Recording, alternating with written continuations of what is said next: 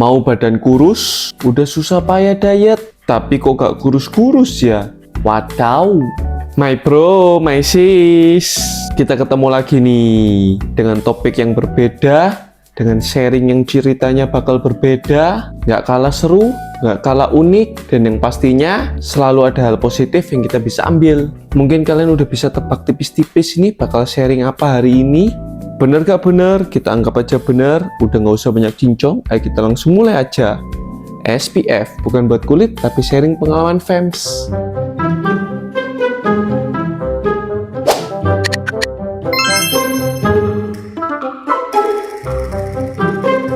Oke, pada sharing pengalaman FEMS kali ini, aku bakal sharingin sebuah kisah pengalaman yang benernya bisa dibilang beberapa dari kita dan banyak dari kita juga ngalamin. Hanya yang bikin unik dari kisah kali ini, karena spesifik nih, aku bakal bahas salah satu metode dietnya aja. Lebih tepatnya aku bakal bahas pada satu metode diet nih. Sebelum aku mulai, seperti biasa aku tuh udah minta izin sama our sis untuk aku sharingin pengalamannya. Ketahuan nih. So, klienku, our FEMS, kali ini perempuan. So, kita panggil our sis. Seperti biasa, butuh ini biar nggak salah kasih informasi. Tapi tak pastiin, ini benar nggak kisahnya itu? Datanya. Soalnya datanya orang lain, benar. Our sis ketemu aku untuk sesi konsultasi, dan saat pertama kali kita bertemu, our sis berusia 31 tahun. Our sis sharing, dia itu udah nyobain intermittent fasting lama, malah udah ekstrim, udah pernah nyobain omet, yang range makannya 4 jam itu udah paling maksimal. Bisa kadang-kadang 2 jam. Wah, pokoknya yang ekstrim banget lah. Mungkin bukan ekstrim, tapi bahasanya yang level tertingginya. Tapi kok udah hampir ada 4 bulan jalanin, kok hasil nggak ada. Badan kok gini-gini aja. Udah difoto, dibandingin nggak ada perubahan yang signifikan. Padahal ekstrim loh, udah sampai jalanin yang 4 jam, 2 jam, bahkan omet sometimes. Harusnya ada hasilnya ya. Tapi ini kok difoto sama aja, hampir-hampir, kurang lebih gitu-gitu aja, nggak ada yang signifikan.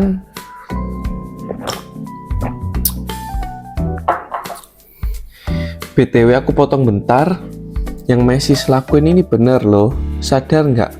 Mesis nggak pakai timbangan untuk melihat progres, tapi always bandingin dengan foto. Wah, ini bisa kita contoh semua nih.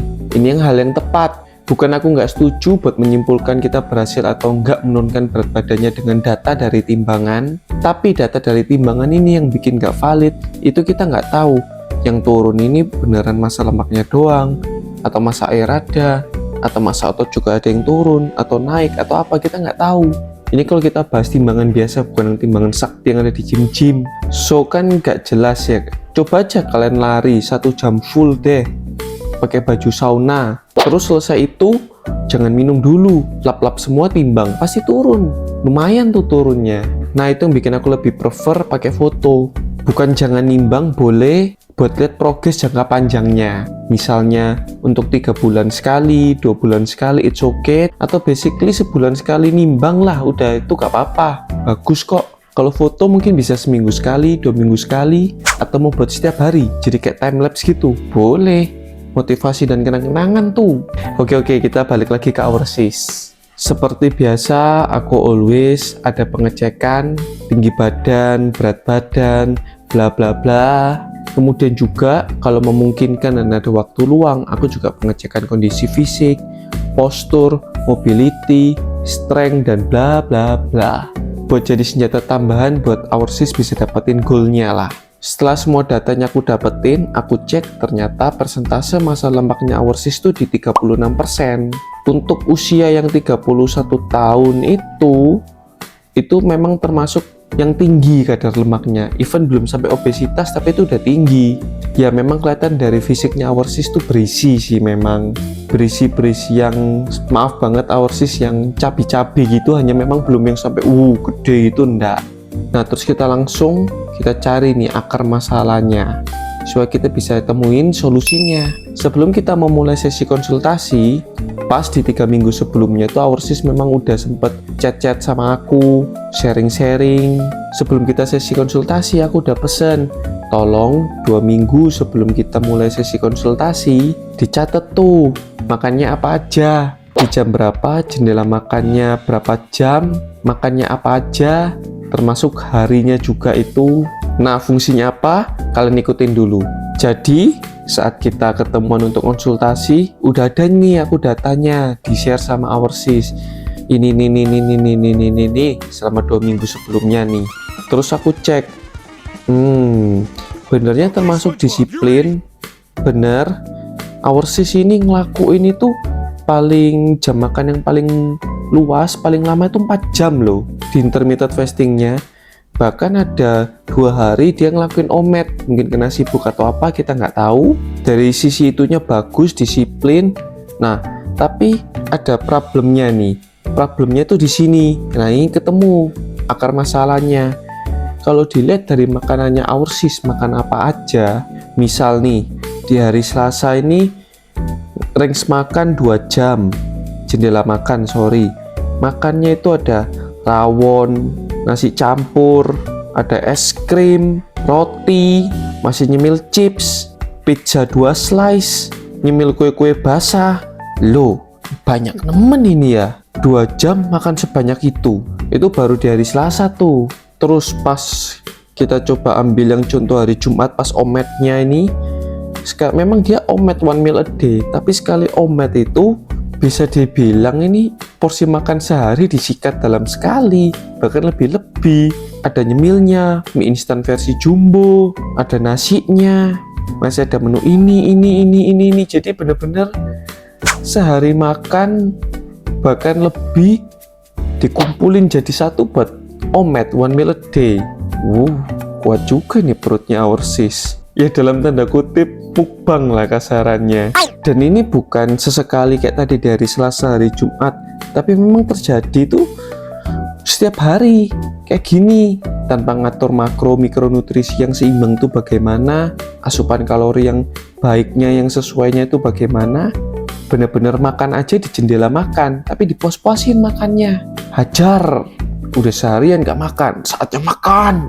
Terjawab sekarang, why kok udah kerja keras, puasa-puasa, loh kok gak ada hasilnya. So aku share ke our sis, tujuan dari adanya intermittent fasting, program intermittent fasting itu diharapkan dengan dibatasinya jam makan kita pada hari itu juga secara nggak langsung potong jumlah konsumsi makanan kita pada hari itu.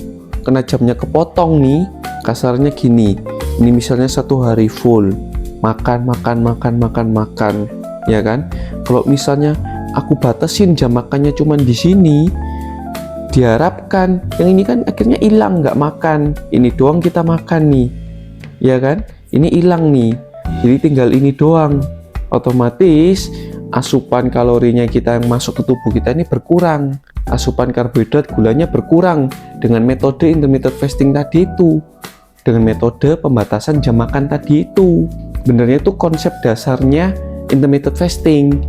Nah, tapi kalau misalnya ini seharian nih makan, kita memang batasin, cuman makan di sini, ya kan? Tapi ininya nggak hilang, ininya masuk semua di hari ini. Nah, masuk semua di jam makan kita ini, jadi masuk semua di jam makan kita ini. Loh, apa bedanya dari yang sebelum puasa, sebelum intermittent fasting, sama saat intermittent fasting? Sama aja, asupannya sama aja. Mau kalian jam makan cuma 1 menit, misalnya memungkinkan ya 1 menit gitu, tapi kalian makannya sama aja. Semua asupan makanan mukbang 3 porsi tambah nyemil-nyemilnya, kalau mungkin dan masuk akal nih, ya sama aja nggak akan ada hasilnya. Karena balik lagi ngomongin soal diet, menurunkan berat badan, itu kita harus kontrol asupan kalori kita tarik lagi ke akarnya, lebih tepatnya kita kontrol asupan karbohidrat dan gula kita harus kurangin nih.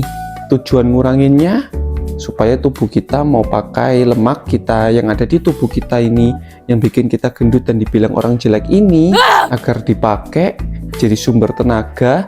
Karena kita kekurangan gula dan karbohidrat tadi, akhirnya lemak kita kekikis pelan-pelan, kita tambah ganteng, tambah cantik, malah dikejar-kejar mantan. Waduh. Nah, tapi intinya gitu. Kalau kalian bingung karena aku ngelantur kemana-mana, intinya ngurangin asupan gula dan karbohidrat supaya tubuh kita mau pakai lemak kita yang jadi cadangan tenaga nih, yang jadi cadangan tenaga ini karena sumber tenaga utama gula dan karbohidratnya udah kurang, akhirnya kepake. Karena lemak kita kepake, kita tambah kurus. Simpel itu. Tapi yang harus digarisbawahi, harus dikurangi, dikontrol gula dan karbohidratnya, asupannya. Tapi kalau asupan gula, karbohidrat, kalorinya aja masih sama kayak sebelum diet, mau intermittent fasting, jam makan sekecil apapun, sependek apapun, sama aja bohong. Sesimpel itu. Nah, solusinya apa? Tetap kalau mau jalanin intermittent fasting, it's okay, it's fine. Tapi diubah nih, asupan yang dikonsumsi, makanan minumannya ini dikelola lagi. Kita atur lagi, asupan makronutrisi, mikronutrisi, kita rombak, asupan kalori kita kontrol ulang, kita rombak ulang dengan pilihan yang tepat pastinya, sumber yang tepat, dan kita membiasakan tubuhnya overseas itu untuk terbiasa juga pastinya. Nah, tapi untuk proses ini aku takutnya akan kurang nyaman di overseas untuk melakukannya dalam range jarak jam makan yang terlalu pendek. So, aku minta tolong overseas untuk dilonggarin dikit nih. Kita balik lagi ke 8 jam. Nggak terlalu jauh juga, kita balik ke 8 jam aja jam makan untuk biasa ini di pola makan yang baru ini. Sekalian overseas bisa lebih santai, lebih nyaman buat belajar tentang makro dan mikronutrisi, khususnya yang badannya butuhin. Oke. Dan untungnya itu nggak mengganggu aktivitasnya overseas. Nggak ada problem juga untuk pekerjaannya dan sebagainya. Oke gas. Jadi kita atur ulang nih asupan makanannya. Aku kurangin dan aku kontrol asupan gula dan karbohidratnya secara bertahap dan perlahan. Aku tambahin tuh good fat, veggies, tapi yang rendah karbohidrat juga, serta pastinya perbanyak protein. Aku cukupin asupan protein hariannya overseas. Aku kasih tahu nih, kalau kalian pengen diet terus gak ngerasa lapar seharian, nafsu makan terkontrol, rasa lapar yang tadinya ganggu banget udah jadi gak tahu datang kasarannya, kuncinya harus makan protein yang banyak. Karena protein ngasilin hormon khusus yang langsung berkorelasi dengan tubuh dan otak kita, yang matenin tubuh kita untuk ngasih tahu kalau kita kenyang, bikin kita kenyang. Bukan hanya kenyang tapi kenyang lebih lama. Ada cholecystokinin dan peptide YY, literally YY Indonesianya lah. Jadi buat kalian juga yang lagi diet, perbanyak tuh protein. Aku juga jadi buatin gak hanya dari segi nutrisi tapi juga dari segi aktivitas olahraganya. Aku programin olahraga yang ditujukan khusus untuk overseas, bantu dan menunjang dia punya program menurunkan berat badannya. Tadi aku ngomong bantu dan menunjang ya. Ya intinya support program menurunkan berat badannya biar makin paten dan bikin overseas happy. Happy. Aku ada kombinasikan resistance training dan cardio. Aku mainin itu dan juga intensitasnya, levelnya aku sesuaikan dengan kemampuan tubuhnya overseas. Kondisi fisik, postur, mobility, biar nggak over juga. Setelah berjalannya waktu, dari segi olahraga tadi intensitasnya semakin di-upgrade karena kondisi fisiknya overseas juga udah semakin bisa. Kalau mau di next levelin lagi bisa. Udah ada peningkatan juga dari sisi fisik, performa fisik, kondisi fisik ada peningkatan. So pelan-pelan kita naikin, upgrade level. Sama untuk dari segi nutrisinya tadi, asupan makannya udah terbiasa, udah kenal dengan baik pola makan nutrisi yang seimbang untuk tubuhnya. Pelan-pelan kita challenging juga nih, jam makannya kita pendekin lagi, balik ke 6, 4. Aku juga sharing ke overseas, sebenarnya 4 itu udah bagus banget kok. Hanya kalau mau nyoba sometimes 2 jam atau omet it's okay. Tapi itu sekalian nanya ke diri sendiri saat mencobanya, nyaman nggak? Harus cross check nih, listen to badinya overseas saat melakukan itu, nyaman nggak? Enak nggak ngelakuinnya? Kalau nggak nyaman dan malah makan sampai muntah-muntah atau bagaimana, atau malah timbul penyakit kemudian hari yang mengganggu, atau sakitnya mengganggu di kemudian hari, ya jangan. Benernya 4 jam aja udah bagus kok. Sangat bagus malah jendela makan 4 jam. Dan setelah sharing itu dengan our sis memang memutuskan lagi nggak pengen lagi nyoba-nyoba omet atau makan di jendela makan 2 jam. Memang dia pasnya di 4 jam. Nyamannya untuk ngelakuin diet itu, intermittent fastingnya di 4 jam. Digarisbawahi dengan pola asupan nutrisi yang baru ini yang udah kita benerin bareng-bareng. Tapi kalau sesekali mau nyoba experience buat diri sendiri, badan sendiri, challenge kan, eksperimen, it's okay kok. Seru-seruan, it's okay sesekali. Itu kadang-kadang perlu biar diet kita lebih seru, jalanin hidup sehat kita lebih seru. Kita udah jalanin sesi online coaching ini udah 3-4 bulan, benernya udah mau hampir 5 bulan lebih tepatnya. Dan setiap bulan kan aku always cek nih, yang tadi ambil data itu yang bla bla bla bla bla bla. Nah aku cek nih persentase massa lemaknya tubuhnya our sis. Setiap bulan selalu ada penurunan yang baik, penurunannya stabil, bersyukur pol nggak ada masalah selama proses itu berjalan. Dan sekarang bersyukur banget kalau persentase massa lemaknya our sis itu udah under 30%. Udah bagus banget itu. Udah masuk ke range yang kita bilang dalam tanda kutip sehat lah. So, aku bersyukur pol. Dan kalau sis, kalau nonton, aku salut pol sama usaha dan kerja kerasnya our sis, dedikasinya, open mindednya, lihat kesalahan diri kita di mana aja dan kita mau perbaiki itu, open mind untuk memperbaikinya. Keren banget sis, terusin. Intinya tetap harus hidup sehat, nikmatin prosesnya, nikmatin hasilnya, dan upgrade fisik terus ke arah yang lebih baik, upgrade level kesehatannya ke arah yang lebih baik terus. Salut banget aku sama sis. Nah, itu tadi sharing pengalaman dari our fams, our sis kita. Mungkin ada yang ngalami hal yang sama juga, spesifik sama juga intermittent fastingnya kalian problem, udah berbulan-bulan nyobain gak ada hasil.